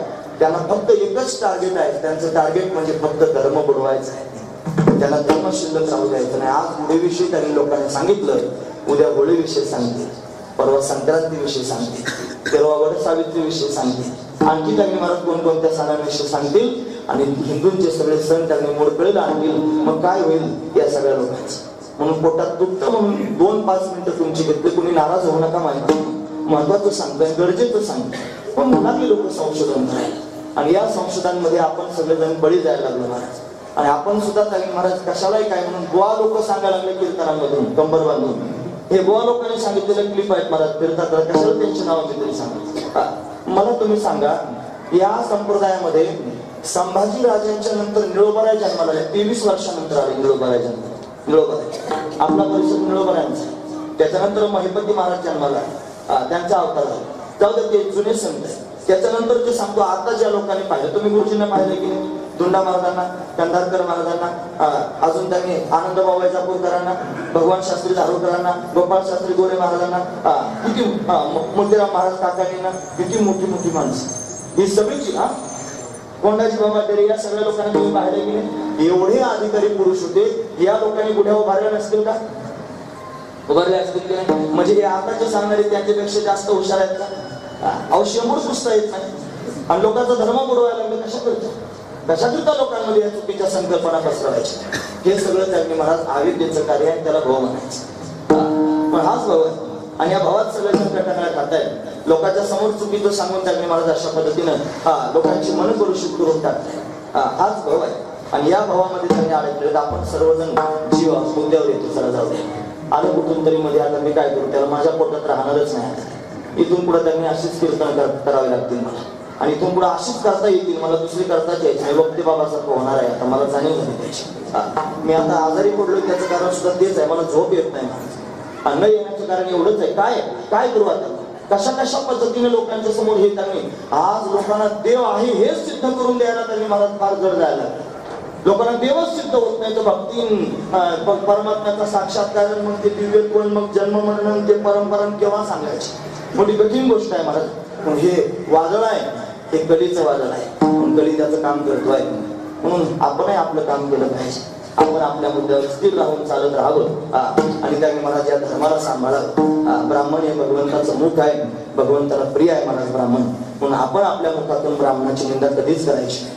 विनाकारण त्याने महाराज अपशब्द आपण बोलायचे नाही. आपला धर्म, आपला शास्त्र, आपला देव, आपला वेद, ब्राह्मण या सगळ्या गोष्टी अतिशय महत्वाच्या आहेत. आणि त्याची आपण जपणूक करणं अतिशय गरजेचं आहे. काय या सगळ्या गोष्टी होतात त्याचं कारण अज्ञानाच्या गर्दीत आपण अनादी कालापासून आपण जीव झालेलो आहोत. 6 गोष्टी शास्त्राने अनादी सांगितल्या. नंबर 1 ब्रह्म अनादी आहे. नंबर 2 प्रकृती अनादी आहे. नंबर 3 त्यांचा संबंध अनादी आहे. नंबर 4 ईश्वर अनादी आहे. नंबर 5 जीव अनादी आहे. आणि नंबर 6 त्या सर्वांमध्ये असणारा भेद अनादी. या सगळ्या गोष्टी अनादी. त्या अनादी गोष्टींमध्ये जीव सुद्धा अनादी. पण आपण सगळे जीव आहोत, अनादी कालापासून जीव झालेलो आहोत. अजून आपण त्याने महाराज फक्त झालो नाही की मुक्त झालो नाही. आणि मुक्त जर झालो असतो तर जन्माला आलो नसतो ना. काहीच महापुरुष असे असतात की जे नित्य मुक्त असतात, स्वतःच्या सामर्थ्याने येत. पण सगळ्यांमध्ये तसं सामर्थ्य नाही. ज्या अर्थी सगळे आपण त्यांनी आहोत नक्कीच नित्य मुक्त नाहीत. म्हणजेच आपलं जेव्हा अजून जीवपणा आहे. हा जीवपणा जर या जन्मात आपण घालवला तर बरं. जर तो जीवपणा गेला नाही आणि जन्म जर गेला तर परत जन्माला यावं लागेल. महत्वाची गोष्ट आहे. जीवपणा जर गेला नाही आणि जन्म जर आपल्या हातातून सुटून गेला तर परत जन्माला यावं लागेल. आणि ही जन्म मरणाची परंपरा अशीच चालू राहील. पुढचा जन्म माणसाचाच मिळेल असं सांगता येत नाही. काय होता येईल, काय व्हावं लागेल याची कल्पना सुद्धा आपण करू शकत नाही. म्हणून अशा पद्धतीने त्याने महाराज पुढचा प्रवास आपल्या सगळ्या लोकांचा जर झाला तर आपण भावबंधनातून अडकून जाऊ. मग काय करावं लागेल? या भावबंधनातून सुटण्याकरिता काय उपाय केला पाहिजे? या जन्म मरणाचं खंडन करण्याकरिता काय साधन केलं पाहिजे? या भावबंधनातून त्यांनी बाजूला होण्याकरिता, जन्म मरणाची परंपरा चुकवण्याकरिता. मग सगळ्या संतांनी एकत्र येऊन निर्णय केला. संत एकांती बैसले, सर्व सिद्धांत शोधले, सगळे शोधून काढले, सिद्धांत निवडून काढले. आणि मग त्यांनी ठरवलं की भगवंताचं नाम असं साधन आहे की जे त्यांनी महाराज एकटंच असं साधन आहे जे जन्म मरणाचं खंडन करू शकतं. जन्म मरणाची परंपरा त्यांनी महाराज खंडित करू शकतो. दुसरं कोणतंच साधन या जगतामध्ये जन्म मरणाचं खंडन करू शकत नाही. ज्ञानानं जन्म मरण जाईल, पण ज्ञानापर्यंत जाण्याकरिता जर काय असावं लागेल तर भगवंताचं नाम असावं लागेल. ते नामच असं एक आहे की त्याच्या माध्यमातून त्यांनी महाराज जन्माचं खंडन होईल. हे अभंगाच्या 2ऱ्या चरणामध्ये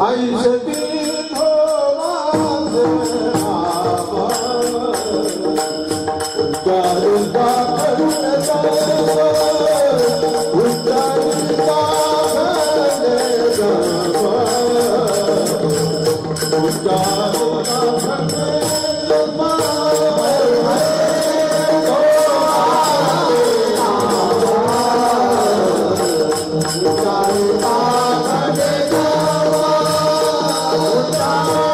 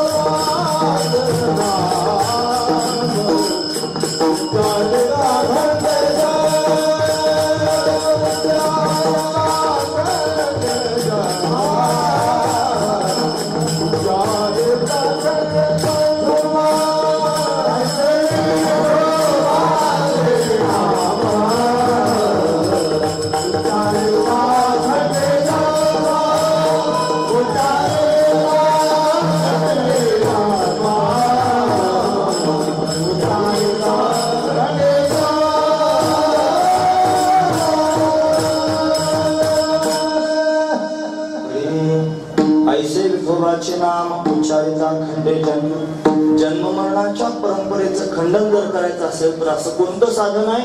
ते साधन आयसे विठोबाचे नाम, उच्चारिता खंडे जन्म. त्या विठोबाचं नामच असं आहे की ज्या नामाच्या माध्यमातून जन्म मरणाची परंपरा खंडित होईल. दुसऱ्या चरणातून प्रवेश केला. मध्ये ही गुढी आली म्हणून, नाहीतर ते भवापासूनच सुरू झालेलं होतं. पण आता गाईगाईनं पुढे जायचं ना आपल्याला, म्हणून दुसऱ्या चरणात आधी प्रवेश केला. लक्षपूर्वक आहे. म्हणजे जन्म मरणाचं खंडन होईल म्हणजे काय होईल? म्हणजे त्यावेळी महाराज जन्म ज्याला घ्यावा लागतो ना, त्याचा अशा पद्धतीने बाद. कोणाला जन्म घ्यावा लागतो? तुम्ही ऐकतात ना सर्वजण, इतक्यावर किती बडबड केली मी त्याच्यावर. कोणाला जन्माला यावं लागतं? जीवाला. जीवाला जन्माला यावं लागतं. म्हणजे त्यावेळी महाराज जीव हाच असा आहे की तो त्यावेळी महाराज गेला पाहिजे, जीवापणाच गेला पाहिजे. जीवापणा जोपर्यंत जात नाही, गुरुजी म्हणायचे ते म्हणायचे जीवापणा ठेवून ब्रह्मदेव जरी झाला तरी काहीच नाही झालं. जीवापणा ठेवून ब्रह्मदेव जरी झाला काहीच झाला नाही महाराज. म्हणून ब्रह्मदेवाची पदवी जरी प्राप्त करून घेतली तरी जीवपणा जर शिल्लक राहिला तर त्याच्या जन्माचा काय उपयोग नाही महाराज. मग काही होता येतं, इंद्र होता येतं. म्हणून त्यांनी इंद्राचं पद प्राप्त करून घेण्याकरिता म्हणती संसारी जन्मीचे यज्ञाधिक कर्म कीजे, मग स्वर्ग सुख भोगीचे. मनोहर असं आपण पाहतो की नाही, यज्ञाधिक कर्म करून स्वर्गात जाता येतं, इंद्र होता येतं. पण इंद्र जरी झाला तरी त्याने महाराज त्याला पुन्हा खाली यावं लागतं. क्षीणे पुण्य मरते लोक परत खाली यावं लागतं. गुरुजी पाठ सांगत होते आणि झाडाखाली पाठ सांगत होते रानात. आणि पाठ सांगताना बाबळीवर त्याने महाराज एक मुंगळ्याची लाईन होती आणि त्या लाईनीमध्ये त्याने महाराज दोन मुंगळे अशी पाहिली की मुंगळ्यावर मुंगळा बसला होता आणि तो बसून त्याने महाराज प्रवास करत होता. सगळे विद्यार्थी होते, पाठ सांगता सांगता थांबले. त्यांना सवय होती महाराज गुरुजी, एखादी प्रक्रिया जर आठवली ना तर ते सांगितल्याशिवाय जाऊन खायचे नाही. स्नान करण्याकरिता बसल्या एकदा प्रक्रिया आठवली.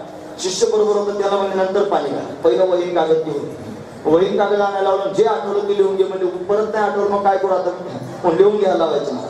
तो मुंगळा दिसला, त्याच्या पाठीवर दुसरा मुंगळा होता. म्हणे ते बघा त्या म्हणे मुंगळा. म्हणे गुरुजी पाठ सांगायचं सोडून तुम्ही मुंगळे सांगायला लागले, काय त्या मुंगळ्यामध्ये? ते म्हणे तो जो मुंगळा आहे ना त्या मुंगळ्यात असं वैशिष्ट्य आहे म्हणे, तो जो वर बसलेला मुंगळा आहे ना तो मागच्या जन्मी इंद्र होता आणि खाली जो मुंगळा आहे ना तो मागच्या जन्मी ऐरावत होता. आणि तो ऐरावत मुंगळा झाला आणि इंद्र सुद्धा मुंगळा झाला आणि एकमेकाच्या त्यांनी महाराज अशा पद्धतीने पाठीवर बसून प्रवास करतात. आणि किती मोठा इंद्र जरी झाला, ऐरावतही झाला, ब्रह्मदेव जरी झाला आणि जर जीवपणा शिल्लक राहिला तर परत जन्माला यावं लागेल. आणि मुंगळा नाही तर काय व्हावं लागेल सांगता येत नाही बाबा. आता मिळालेलं हे मनुष्य शरीर आहे, याच्यात आपण जीवपणा घालू शकतो, संधी प्राप्त झाली आहे. जर हे शरीर सुटून गेलं आणि जीवपणा जर आपल्याला घालवता आला नाही तर काय होईल पुढे आज आपल्याला त्यांनी सांगता येत नाही. सावध झालं पाहिजे. म्हणून सावध होई बाबा, म्हणून सावधान होऊन भगवंताचं चिंतन केलं पाहिजे. काळ लागला असे माप, तो माप त्यांनी धरूनच आहे. किती दिवस राहिले अजून, क्षणाक्षणाला काळ वाट पाहतोय मोजतोय. म्हणून तो काळ येण्याच्या आधी जेव्हा काळ असे पुरी ठेला तेव्हा तो हरिगुण गाय होईल. काळ जोपर्यंत दूर आहे तोपर्यंत सावध व्हा आणि सावध होऊन त्यांनी भगवंताच्या भजनाला लागा. ते भजन केल्याने त्यांनी महाराज त्या भगवंताच्या नामचिंतनाच्या प्रभावानं जन्म मरणाची परंपरा चुकून जाईल म्हणजे काय होईल? ज्याला जन्म घ्यायचा तो संपून जाईल, ज्याला जन्म घ्यायचा तो जीवपणाच त्यांनी महाराज संपून जाईल. जीवपणा घालवण्याचं साधन. मग विचारलं महाराजांना कोणीतरी, महाराज तुम्ही म्हणता नाव भगवंताचं विठोबाचं नाव घेतलं म्हणजे जन्म मरण जाईल, जीवपणा जाईल. कसं काय जाईल? नामानं जीवपणा सांगा तरी जरा. दोन प्रकारानं मुक्ती सांगितली जाते. एक सद्य मुक्ती सांगितली जाते आणि क्रममुक्ती सांगितली जाते. सद्यमुक्ती प्राप्त होत असते ज्ञानानं आणि क्रममुक्ती होत असते नामानं. भगवंताचं नाव तुम्ही ऐकतात ना सर्वजण, महत्वाचा मुद्दा सांगतो, जरा क्रम आहे का? भगवंताचं नामचिंतन करावं. या नामचिंतनाच्या प्रभावानं अंतकरणाची स्थिरता आणि अंतकरणाची शुद्धी होते आणि ते अंतकरण ज्ञानाचा अधिकारी व्हा. ज्ञानाचा अधिकार प्राप्त झाला की सर्वज्ञ असणाऱ्या ईश्वराला तो कळावा. त्या सर्वज्ञ ईश्वरानं तोच अधिकारी झालेला जो जीव आहे त्याच्या समोर त्यांनी महाराज गुरु रूपानं प्रगट व्हावं आणि प्रगट होऊन त्याला त्यांनी तत्वमसी महावाक्याचा उपदेश करावा.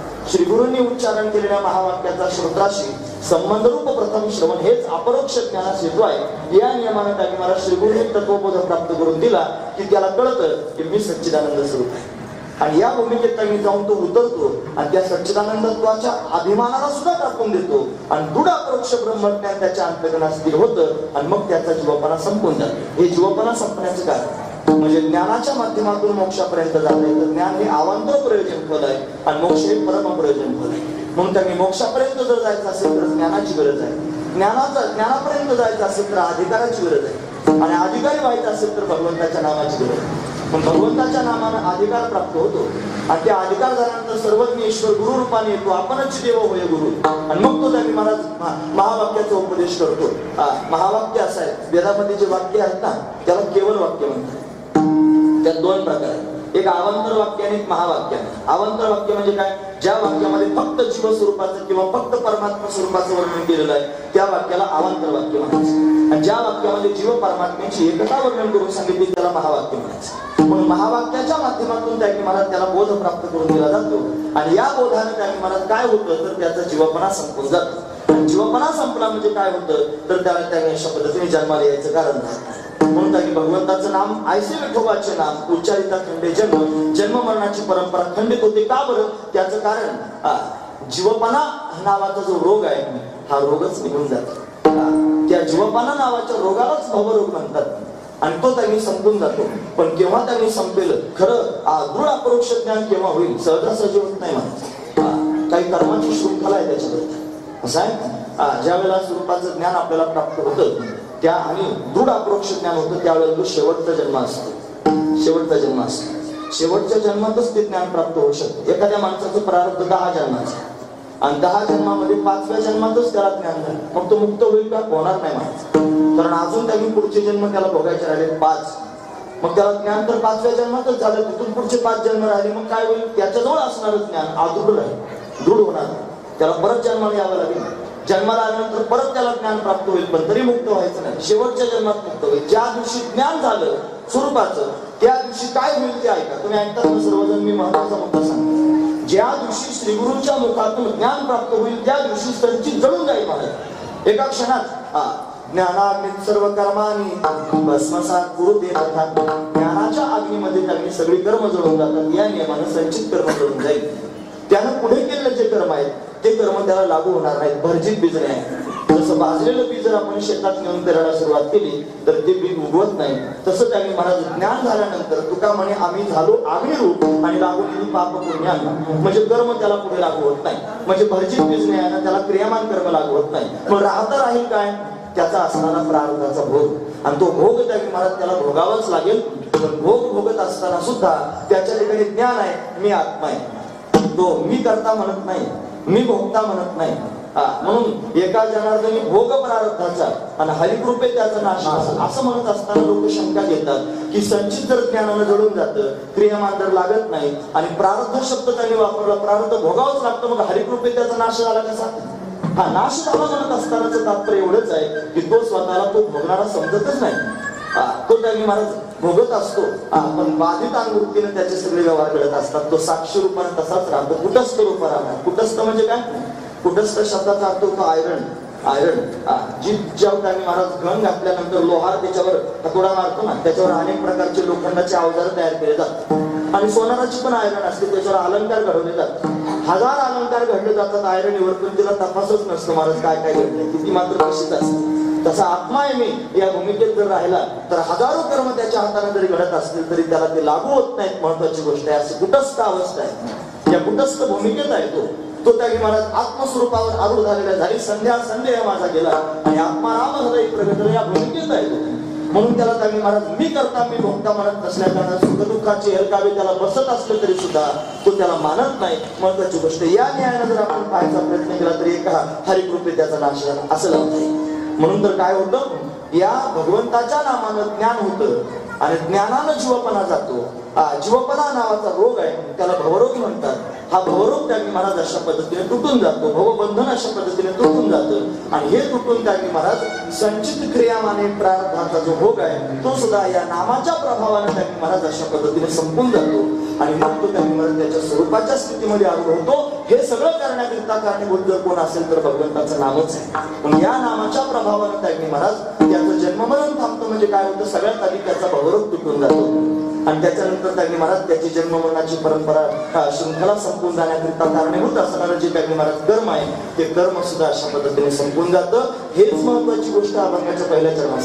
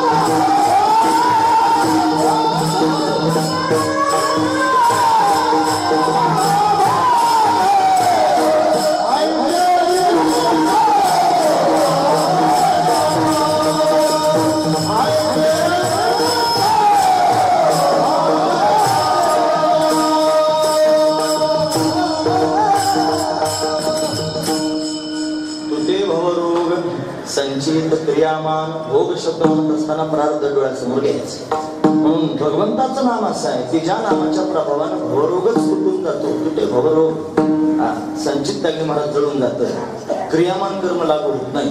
आणि प्रारब्ध त्यागणी महाराज तो साक्षी भावाने पाहत असल्या कारणाने त्याला लागू होत नाही. त्याच्या जीवनात जेवढे सुख दुःखाचे हरकावे जरी असले, फार वेदना त्यागणी होत असल्या विचारसागरात असं वर्णन आलंय, तो त्यांनी आरडाओरडा करून बिवडत जरी स्वतःचा प्राण सोडत असला तरी सुद्धा त्याचं त्यांनी महाराज मुक्तत्व त्यांनी बिघडत नाही. तो मुक्तच आहे. महत्वाची गोष्ट, त्याच्या मुक्ततेत काही बाधा निर्माण नाही, कारण तो स्वतःला शरीर समजतच. आपल्या संप्रदायामध्ये फार महापुरुष झाले महाराज मोठे. मोतीराम महाराज काकांनी एवढे मोठे महापुरुष होते, त्यांच्या पायाला जखम झालेली होती आणि जखमीत किडे होते महाराज, 2 जपून ठेवलेले होते. ते त्यांनी महाराज लोक त्यांचे भक्त म्हणायचे, बाबांच्या पायात किडे आहेत, काय करायचं ते काढायचे महाराज आणि टाकून द्यायचा प्रयत्न करायचे, जागे व्हायचे. आणि जागे झाल्यावर ते किडे काढणाऱ्या लोकांना रागवायचे, म्हणजे त्या किड्यांना का काढतोस? अरे ते माझंही राहायचं घर आहे आणि त्याचंही राहायचं घर आहे असं म्हणायचं. या शरीराला मी म्हणत नव्हते, या शरीराला स्वतःचं राहण्याचं घर म्हणत होते. वासांशी जीर्णाने यथावे आहे ते आपण पाहतो. जैसे जीर्ण वस्त्र सांडीचे नूतन पिढीचे तैसे देहांतर ते घरचे चैतन्यनाथ. म्हणून हे शरीर एक प्रकारचं घर आहे, हे वस्त्र आहे आणि हे याच्या आतमध्ये त्यांनी म्हणत ते चैतन्य तत्व असतं. ते स्वतःला आत्मा समजतात. न जायते म्रियते वा कदाचिन नायम भूत्वा भवितावान भूया अजो नित्य शाश्वतोयम पुराणो न हन्यते हन्यमान्यशे. शरीराचा नाश नाही तर माझा नाश होत नाही असा मी चैतन्य स्वरूप आहे. हा भाव पोटात असल्या कारणाने त्याला कितीही भोग त्याच्या डोळ्यासमोर असले तरी सुद्धा त्याच्यावर तो वेगळा दिसतो. तो कर्मी तरी सगळे तरी कर्मबंधानात ही त्याची अवस्था आहे. त्याला सगळे लोक अमुक त्यांनी म्हणतात, पण तो त्यापेक्षा वेगळा असतो. ही त्याची दिव्य असणारी स्थिती आहे. ती सांगायला माझ्याकडे वेळ शिल्लक राहिलेला नाही. भगवंताचं नाम अतिशय श्रेष्ठ आहे. हे जे नाम आहे 2-5 मिनिटं त्यांनी आता तुमचे घेऊन मी थांबणार आहे. लक्षपूर्वक आहे, गडबड करू नका कोणी. मलाच थांबण्याची जास्त गरज आहे सगळ्यांपेक्षा. पण फार काट्यावर त्यांनी चालू नका. ठीक आहे, सगळीकडे नियम कीर्तनाचे, कीर्तनालाच लोकांनी का नियम घातले असतील हेच मला कळत. बाकीच्या सगळ्या गोष्टी बेधोंद चालू आहेत. एखाद्या मंत्र्याची जर सभा असली ना मोठी, तर सभेकरता लोक 2-3 तास वाट पाहतात आणि तो त्याच्यानंतर येतो. आणि मग त्यांनी मला तिथून पुढे त्याचं ऐकून घ्यावं लागतं. कितीतरी वेळ लोक शांतपणे बसून ऐकतात. फक्त कीर्तनाच्याच वेळेला असं असतं की कीर्तनकाराने लोकांच्या आधी यायचं असतं आणि चाल वगैरे झाल्यानंतर सगळ्या लोकांनी यायचं असतं आणि पुन्हा कीर्तनकाराने काट्यावरच थांबायचं असतं. असा नियम फक्त कीर्तनातच आहे, सगळेच नाही. बाकीच्या कोणत्याच ठिकाणी माझं पटतं ना, पण तुम्हाला म्हणतो मी पटण्यासारखंच बोलतोय. बऱ्याच वेळेला खरं बोलतो की माझ्या आईला सुद्धा माझा राग आहे. बाकीच्या लोकांना याच्यात काय नवलं, पण कीर्तनाला नियम नसावा माझा. मग काय चालू तुझं रात्रभर, अजिबात रात्रभर नाही, पण निदान एकाएकी ब्रेक टाकलं तर तुटेल ना. म्हणून 2-4 शब्द जर ओघानं त्यांनी सुरू असतील, तो त्यांनी जाणीवपूर्वक त्यांनी मला तो सगळ्या लोकांना सांगत असेल आता थांबतो, तर मग निदान तक्रार करू नये याच्याकरिता सांगतो. लक्षपूर्वक झालं. आता मी पुढचं बोलतो. असं भगवंताचं नाम आहे मला, जे भवरोग तोडणार आहे, जे त्यांनी मला संचित क्रियामान भोग यांना अशा पद्धतीने घालवणार आहे. असं भगवंताचं जे नाम आहे ते अतिशय श्रेष्ठ आहे. या नामाचं फळ जर काय असेल तर नामाचं 2 प्रकारानं फल पाहिलं जातं. हे नाम पुण्य प्राप्त करून देणार आहे. पुण्याची गणना कोण होते आणि हे नाम असे पाप घालवणार. तृणाग्नी वेळे समरस झाले तैसे नामे दिले जपत आहे. म्हणून त्यांनी मला जेवढी नामाची शक्ती तेवढे पापच नाही तुझे, एवढं नाम त्यांनी श्रेष्ठ आहे मला. म्हणून हे नाम पाप घालवणार आहे आणि हे नाम पुण्य प्राप्त करून देणार आहे. तुका म्हणे महापातकी पतीत होती जीवनमुक्त हेळा म्हणतात. म्हणून केवढाही पापी असला तरी सुद्धा जीवनमुक्त होतो या भगवंताच्या नाम सामर्थ्याने. हे भगवंताच्या नामाचं सामर्थ्य, त्याचा महिमाच आहे. म्हणून भगवंताचं नाम जर आपल्या मुखामध्ये आपण धारण केलं तर त्या नामाच्या प्रभावाने आपल्याजवळ पाप शिल्लक राहणार नाही. आणि त्यांनी पाप जर शिल्लक राहिलं नाही तर पापाचं फल असणारा जो ताप आहे तो तरी कसा काय शिल्लक राहील. 3 प्रकारचे ताप सरळ सांगून जातो. आध्यात्मिक ताप, आधी भौतिक ताप आणि आधी दैविक ताप. 3 प्रकारचे ताप. आध्यात्मिक ताप म्हणजे शारीरिक व्यथा. आधी भौतिक ताप म्हणजे भौतिक पदार्थांपासून होणारा उपद्रव आणि आधी दैविक ताप म्हणजे देवतांपासून होणारा त्याने उपद्रव. देवतांपासून कसं काय उपद्रव होईल? पाणी देव नाही का? जलदेवता वरुण देव आहे ना. जर पाणी त्यांनी उफाळून आलं, फार मोठा पूर आला तर गावं वाहून जात नाहीत का? देव नाही का? तरी गावं वाहून. अग्नी देव नाही का? जर भडकला तर गावं जाळीत नाही का? मग देव नाही का? आहे ना देव, पण ताप देतो तुम्हाला. वायू देव नाही का? जर त्यांनी वायू जर भडकला तर गाव उडून येत नाही का? तो देव आहे, पण ताप देतो. म्हणजे देवतांपासून पण ताप होऊ शकतो. म्हणून अशा पद्धतीने आदिदैविक ताप आहे महाराज. म्हणून त्यांनी महाराज आध्यात्मिक ताप, आदिदैविक ताप आणि आदि भौतिक ताप हे 3 प्रकारचे जे ताप आहेत, या 3 तापांपासून त्यांनी महाराज मुक्त करणारं भगवंताचं नामच आहे. कारण त्या नामचिंतनाच्या माध्यमातून स्वरूपाचं ज्ञान होऊन भवबंधन अशा पद्धतीने सुटून जातं. पापमुक्त असणारी स्थिती निर्माण होते आणि ती निर्माण झाल्यानंतर त्याने महाराज त्याच्यावर केवढे आघात झाले या प्रकृतीच्या माध्यमातून, तरी तो स्वतःला नैनांचिंतनते शस्त्राने नैनन रहती पावकांना चैनन क्लेदियंता पुनः शोषयती मारुता असं त्यांनी म्हणत असल्या कारणानं कोणत्याच तापाचा त्याच्यावर परिणाम होत नाही. आणि हे त्याला का प्राप्त झालेला आहे, ही अवस्था त्याला का मिळाली, त्याचं एकमेव कारण आहे भगवंताचं नाम. पण भगवंताच्या नामानं तो निष्पाप झाला आणि निष्पाप झाला म्हणून त्याच्या ठिकाणी कोणत्या प्रकारचा ताप राहिला नाही. ही अवस्था त्यांनी नामाच्या महात्म्याची अभंगाच्या 3ऱ्या चरणात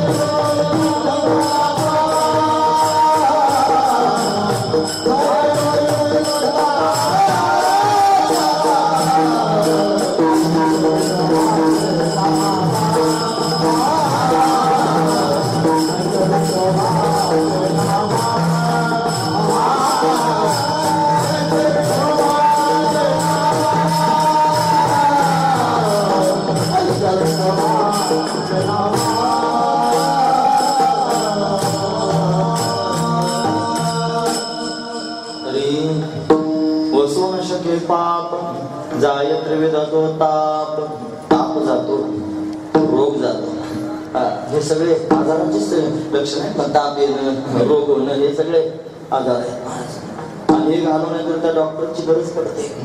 बिगर डॉक्टरचं जात नसते माणूस. तुम्ही भाग्यवान आहात, तुम्हाला डॉक्टर मिळाले दोन्ही अंगाने. डॉक्टर महाराज आहेत ना, जे त्यांनी महाराज दोन्ही प्रकारचे रोग घालवणारे आहेत. बाहेरचे लोकांचे घालवतात, जीवाला त्यांनी आत्मस्वरूपाच्या ठिकाणी लागलेला रोग त्यांनी महाराज तोही घालवायचं काम करतात. भाग्यवान आहात महाराज. तिथं महात्मा त्यांनी जन्माला येतो ना, ते गाव त्यांनी सामान्य नाही समजायचं, ते स्थान सामान्य समजू नये. विनाकारण महात्मे प्रगट होत नाहीत महाराज. पवित्र तो देश, असं काय